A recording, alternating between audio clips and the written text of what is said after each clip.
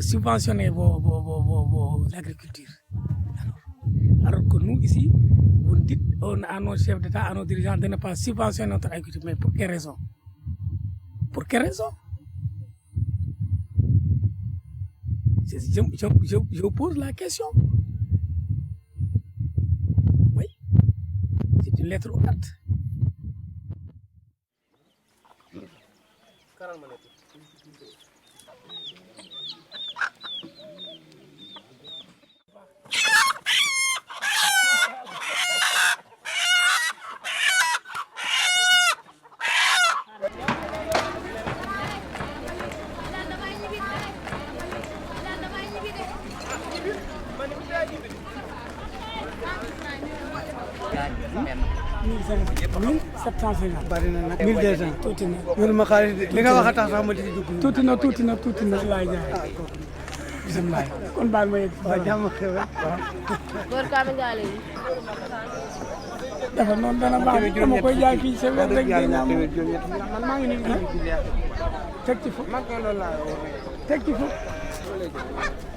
Ok. Tu l'as vendu à combien? À 1400 francs.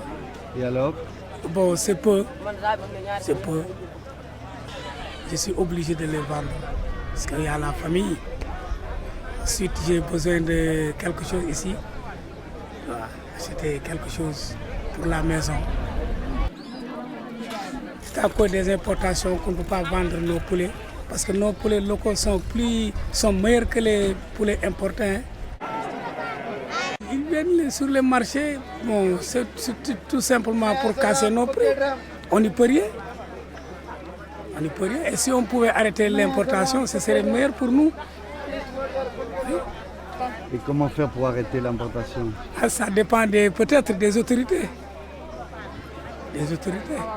Parce que nous n'avons que notre cri de cœur à lancer. Au départ, il y a une filière émergente qui s'est développée. OK? Pour un marché intérieur et sous-régional. Croissance 8%.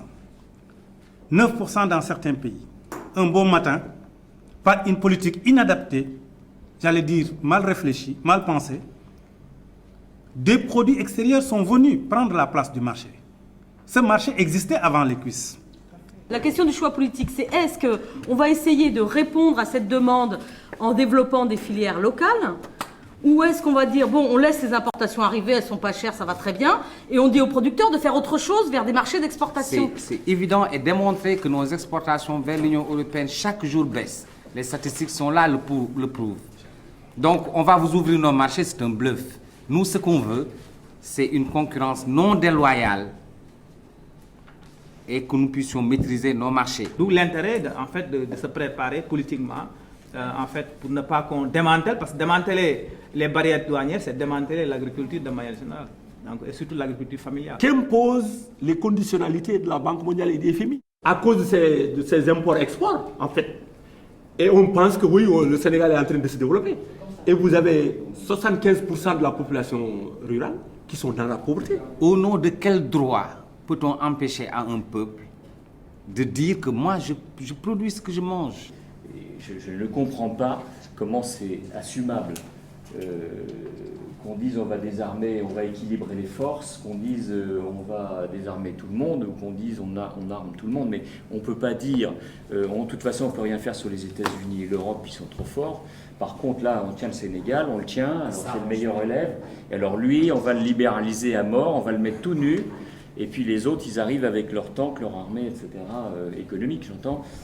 Donc je pense qu'il y a quand même là un truc qui est moralement aussi très très condamnable.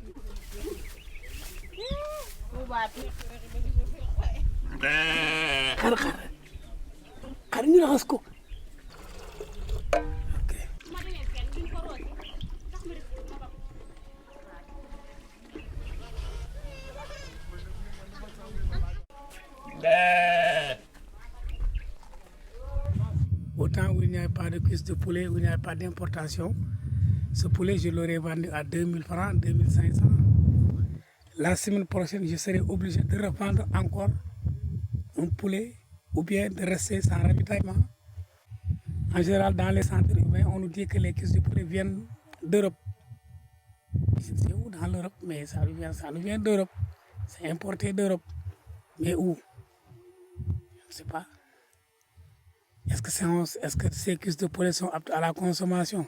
On ne sait pas. En tout cas, on les vend ici au Sénégal au détriment de nous les paysans.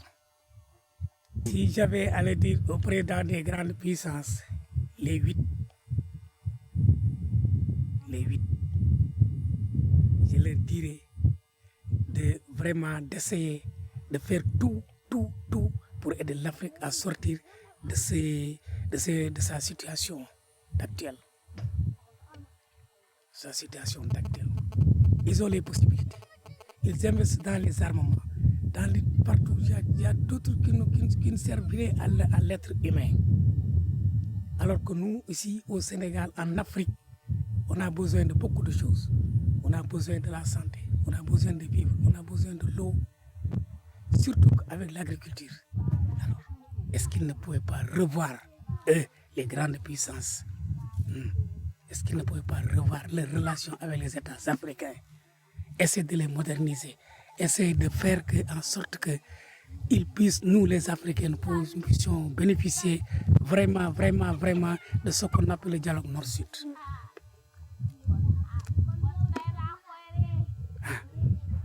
Pourquoi pas? En tout cas, bon, je ne parle pas de problème d'économie, de politique.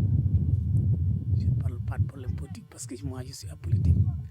Mais, quand il s'agit d'économie et de survie, vraiment, il faut essayer de faire que nous aussi, nous puissions bénéficier vraiment des avantages de la nature.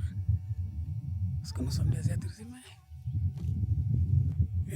Merci beaucoup. Bon, j'aimerais que mon appel soit entendu. Oui, dans la mesure où qu'il serve à quelque chose. Merci.